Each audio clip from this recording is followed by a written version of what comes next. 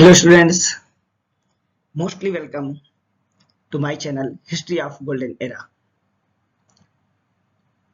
आज मैं आपसे हिस्ट्री ऑफ इंडियन आर्कोलॉजी के सेकंड पार्ट मार्शल एरा, जिसका टाइम 1902 टू 1944, 1902 से 1944 का टाइम पीरियड मार्शल एरा पर मैं आपसे बात करूंगा।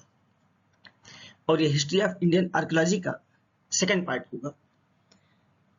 इसके पहले फर्स्ट पार्ट में मैंने आपसे कनिंघम एरा के बारे में बात की थी, और कनिंघम एरा से रिलेटेड जो कि 1861 से लेकर के 1902 के बीच का भाग था। और आपसे मैं सेकंड पार्ट में इसी के आगे का पार्ट मार्शल एरा पर बात करेंगे। जैसा पीछे आपने देखा कि एएसआई की फाउंडिंग 1861 में हो चुकी थी, और इसका पूरा श्रेय, पूरा क्रेडिट कनिंघम जी को था। इस सेकंड पार्ट 1902 से 1944 ईस्वी के इस भाग में सर जॉन मार्शल का पूरा श्रेय रहा। इस बीच में सर जॉन मार्शल ने काफी बड़े बड़े काम किए। आप देखेंगे कि जैसा आपने पढ़ा होगा इंडस वैली के बारे में 1921-22 में सिंधु घाटी सभ्यता का जो एक्सप्लोरेशन हुआ, एक्सकवेशन हुआ, इन सब का क्रेडिट मार्शल महोदय को ही जाता है। और ये एक्सप्लोरेशन, इंडस वैली का एक्सकवेशन, ये भारतीय सभ्यता का, इंडियन आर्कियोलॉजी का एक माइलस्टोन बना, एक मील का पत्थर साबित हुआ। इसलिए स्टूडेंट्स, ये पार्ट्स आपके लिए काफी इंपॉर्टेंट है। चलिए मैं आगे बात करता हूं आपसे इसी मार्शल एरा पर।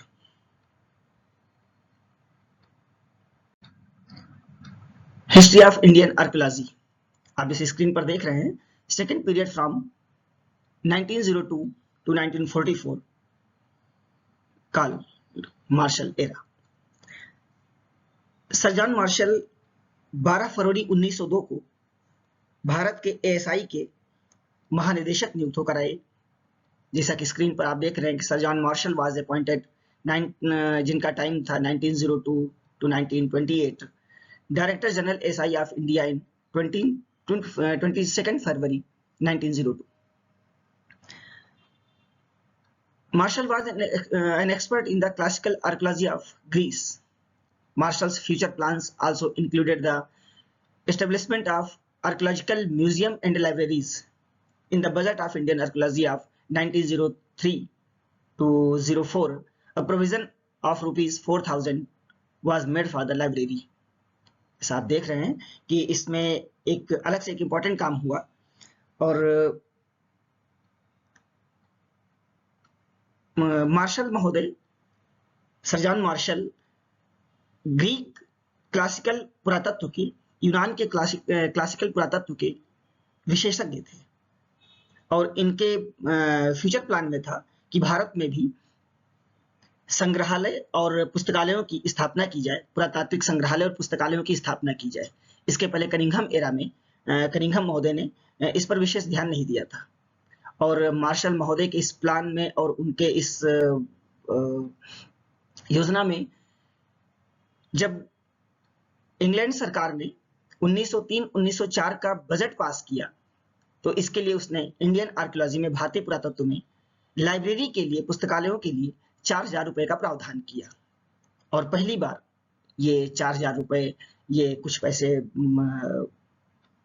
पुरातात्विक पुस्तकालयों के लिए रखे गए भारतीय इंडियन आर्कियोलॉजी में। ये एक बड़ी बात थी।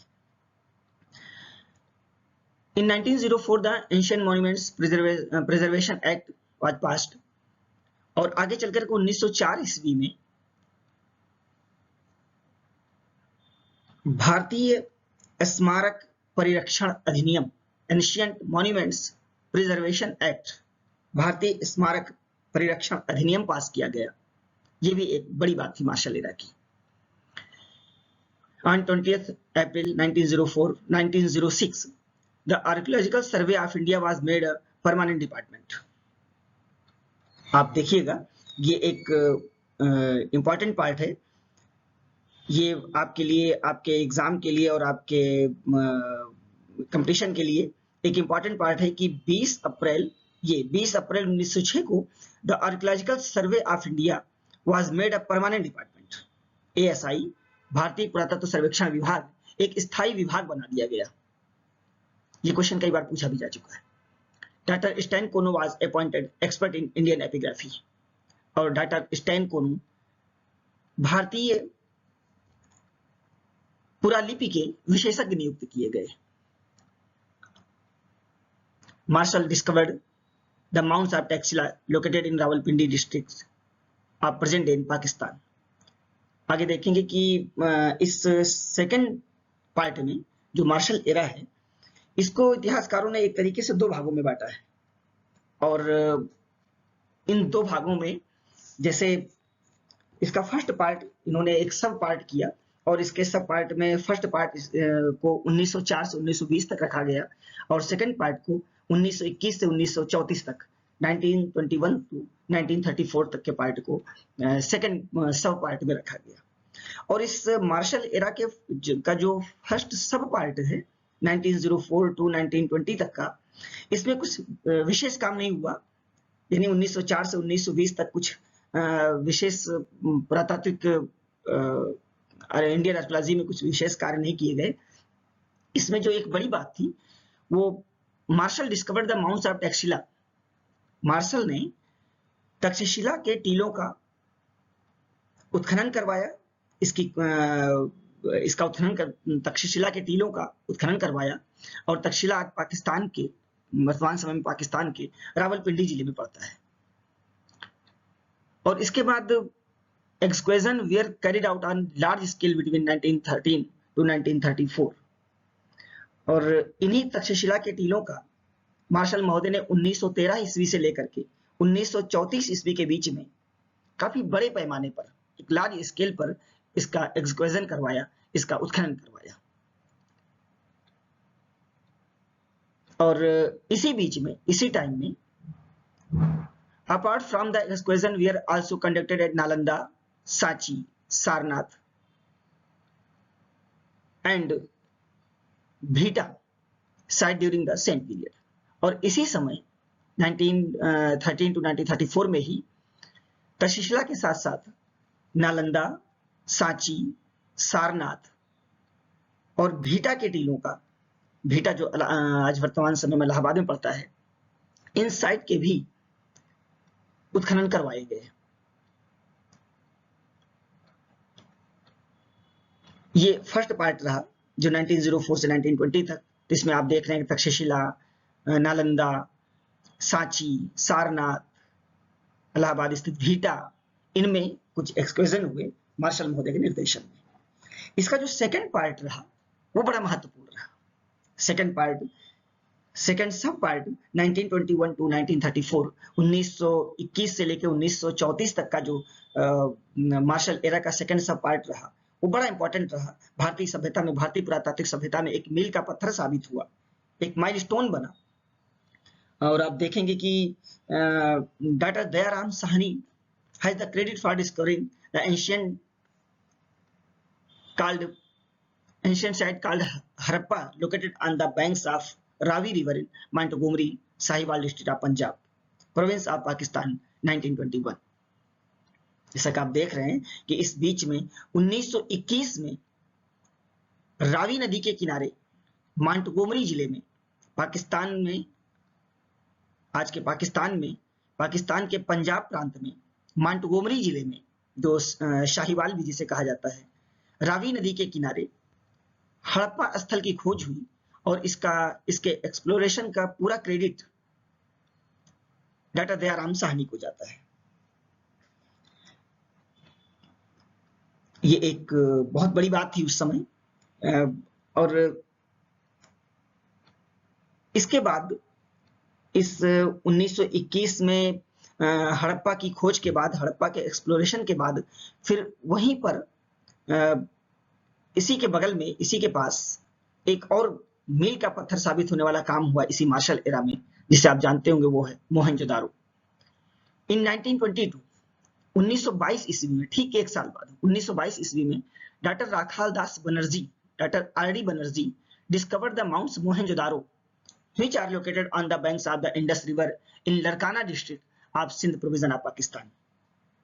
आज पाकिस्तान के सिंध प्रांत के लरकाना जिले में सिंधु नदी के किनारे स्थित मोहनजोदड़ो के टीलों का एक्सप्लोरेशन, इसकी खोज डॉक्टर राखाल दास बनर्जी ने 1922 ईस्वी में की। एक बड़ी बात थी। और ये दोनों पुरास्थल, ये दोनों आर्कियोलॉजिकल साइट अपने स्थान में एक दूसरे से 640 किलोमीटर की दूरी पर है, 640 किलोमीटर की रेंज में है। और ये कहा जाए कि ये दोनों भारतीय सभ्यता में, भारतीय पुरातात्विक सभ्यता में बहुत बड़ा एक्सप्लोरेशन रहा। जैसा कि आगे चल करके 1924 में 1924 में सर जॉन मार्शल ने लिखा था कि इसके पहले, इसके जब तक इसका हड़प्पा और मोहनजोदड़ो का एक्सप्लोरेशन नहीं हुआ था, इसके पहले भारत की गिनती नए देशों में की जाती थी। एक न्यूली कंट्री में इसको माना जाता था।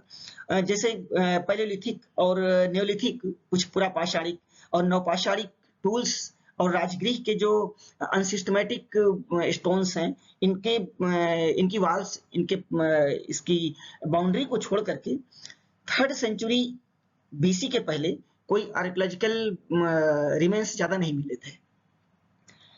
और इसके पहले ही यूनान, ग्रीस अपनी सभ्यता के टॉप पर चल रहा था। जब पंजाब में इस सभ्यता की खोज हुई, पाकिस्तान के पंजाब में और सिंध प्रांत में इंडस वैली के इन सभ्यताओं की खोज हुई, तब भारतीय सभ्यता भी, भारतीय इंडियन आर्कियोलॉजिकल कल्चर भी काफी पीछे, लगभग आप कह सकते हैं कि 2300 बीसी के आसपास तक पहुंच गई। और ये जो कल्चर था, ये जो सिविलाइजेशन थी, यहाँ के लोग पिक्टोग्राफिक स्क्रिप्ट, चित्राक्षर लिपि का प्रयोग करते थे। एक नई बात पता चली थी, चित्राक्षर लिपि जिसको कहते हैं, पिक्टोग्राफिक स्क्रिप्ट का प्रयोग करते थे, यूज करते थे। और वैसे आज अभी तक ये पढ़ी नहीं जा सकी है। इसके बारे में हम लोग, इस इंडस वैली के बारे में हम लोग आगे चल करके बात करेंगे। तो 1921 में 1921 में डॉक्टर दयाराम साहनी ने हड़प्पा का एक्सप्लोरेशन किया। और 1921 में 22 में आप देख रहे हैं डॉक्टर राखाल दास बनर्जी ने मोहनजोदारो के माउंट्स को डिस्कवर किया। Marshall work with H Hargreaves, K N. Dikshit and M S. Vats with the help of large scale excavation of the mound of Mohenjo-daro was done from 1922-1926 AD। इसके बाद मार्शल महोदय के निर्देशन में ही एच हरग्रीव्स, के.एन. दीक्षित और एम.एस. वत्स, माधव स्वरूप वत्स, इन सबके मदद से, इन सबके सहयोग से एक बड़े पैमाने पर मोहनजोदारो के टीलों का उत्खनन करवाया। और लगभग 1922 से 1926 तक मार्शल महोदय ने इन सभी पुरातत्ववेत्ताओं के, आर्कियोलॉजिस्ट के सहयोग से 1922 से 1926 तक मोहनजोदारो के टीले का उत्खनन करवाया, उसकी खुदाई करवाई। After Marshall respectively H Hargreaves 1920, Dayaram Sahni 1931, J F. Blakiston 1935 and K N. Dikshit was made the Director General of Archaeological Survey of India। Sir John martial के बाद क्रमशः एच हरग्रीव्स 1920 ईस्वी में, डॉक्टर दयाराम साहनी 1931 ईस्वी में, जे.एफ. ब्लैकिस्टन 1935 में और डॉक्टर के.एन. दीक्षित ASI के आर्कियोलॉजिकल सर्वे ऑफ इंडिया के महानिदेशक नियुक्त किए गए।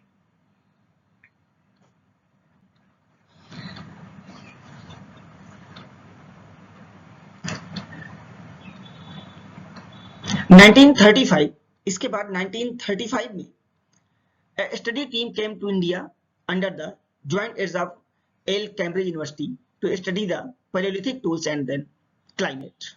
एक बड़ी बात थी 1935 ईस्वी में एल कैम्ब्रिज यूनिवर्सिटी के एक अभियान ने, एक दल ने, एक टीम ने, एल कैम्ब्रिज यूनिवर्सिटी विश्वविद्यालय की एक टीम ने 1935 ईस्वी में भारत आकर भारत के पैलियोलिथिक टूल्स, इसके पूरा पाषाणिक औजारों और उस समय के वातावरण का, उस समय के क्लाइमेट पर एक रिसर्च किया, एक अध्ययन किया।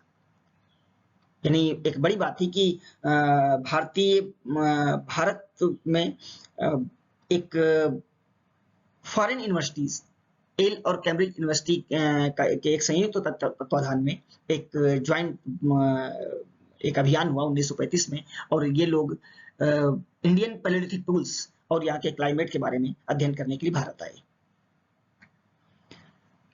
D Terra and T Paterson did important research work in the Son valley, और इसी समय डॉक्टर सर जॉन मार्शल के निर्देशन में ही डी टेरा और टी पीटरसन ने सोन वैली, सोन नदी की घाटी में एक महत्वपूर्ण रिसर्च किया। और इस सोन घाटी tributary of the Indus river in the Himalayan region, ये हिमालयी क्षेत्र के सिंधु नदी की एक सहायक नदी है सोन।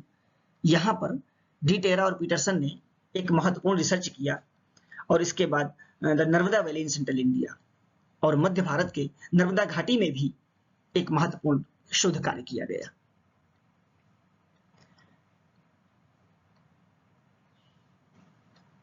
ASI director general K N Dikshit, under the direction the mound of Akshatra was excavated on a large scale between 1944।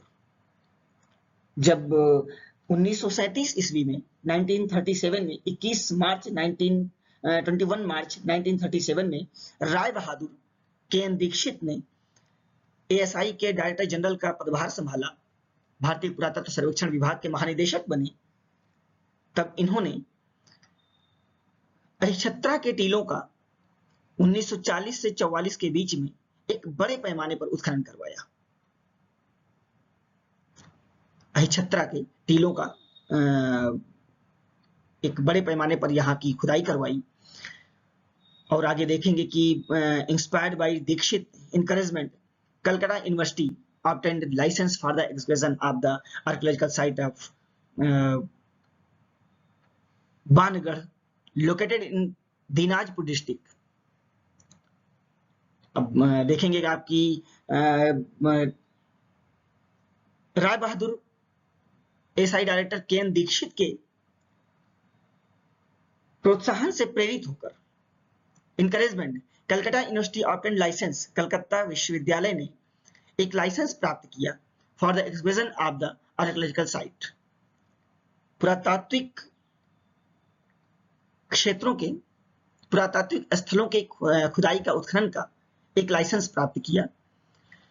अब Bangarh located in Dinajpur district, और ये जगह थी दिनाजपुर जिले के का बानगढ़, तो ये आज के वेस्ट बंगाल में है दिनाजपुर जिला। यहाँ के बानगढ़ की खुदाई का लाइसेंस प्राप्त किया। Thus, it was first university to show interest in excavation work। और आप देखिए कि ये भारत का पहला विश्वविद्यालय था, इंडियन फर्स्ट यूनिवर्सिटी थी ये कलकत्ता यूनिवर्सिटी, जिसने खुदाई में, उत्खनन कार्य में अपनी रुचि ली, और इसे पहला भारतीय विश्वविद्यालय होने का गौरव प्राप्त हुआ। Students, doctor sir John martial के निर्देशन में जो जो महत्वपूर्ण कार्य हुए, इन सबको आपने देखा, और इसमें काफी फैक्ट हैं, इंपॉर्टेंट हैं। बाकी इसमें जब 1921 में हड़प्पा, 1922 में मोहनजोदारो, अहिछत्र, और जितने जो भी ये मेन वर्क आर्कियोलॉजिकल साइट पर किए गए, उनके बारे में हम लोग चैप्टर वाइज, जब ये चैप्टर आपके सामने आएंगे तब उस वीडियो में हम आपसे बात करते रहेंगे। और ये सीरीज, मुझे पूरी आशा है कि सीरीज ये चलती रहेगी। आपको इसमें काफी फैक्ट, और आपके, अगर आप एक भारतीय इतिहास के, प्राचीन भारतीय इतिहास के का कुछ इंटरेस्ट रखते हैं, तो निश्चित है आपको इसमें काफी महत्वपूर्ण चीजें मिलेंगी, और आपको काफी रुचिकर भी लगेगा। कंपटीशन में लगे हुए स्टूडेंट्स के लिए तो निश्चित है कि इसमें काफी फैक्ट्स हैं, और ये आपके काफी काम के होंगे, आपके लिए काफी उपयोगी होंगे। नेक्स्ट वीडियो में आपसे हम आगे आर्कियोलॉजिकल सर्वे ऑफ इंडिया का को जो 3 भागों में डॉक्टर एच.डी. संकालिया जी ने बांटा था, उसका जो थर्ड पार्ट होगा, जो तृतीय युग 1944 से 1960 ईस्वी, उन्होंने 3 भागों में बांटा था एएसआई के इन कामों को। उसके तीसरे पार्ट को, थर्ड पार्ट को हम नेक्स्ट वीडियो में आपके सामने लाएंगे। और इंडियन आर्कियोलॉजी का ये तीसरा पार्ट भी आपके लिए काफी इंपॉर्टेंट होगा, और मुझे उम्मीद है कि इसी थर्ड पार्ट के साथ इंडियन आर्कियोलॉजी की का एक पूरा डिटेल्स आपके सामने आ चुका होगा। Okay, thank you students.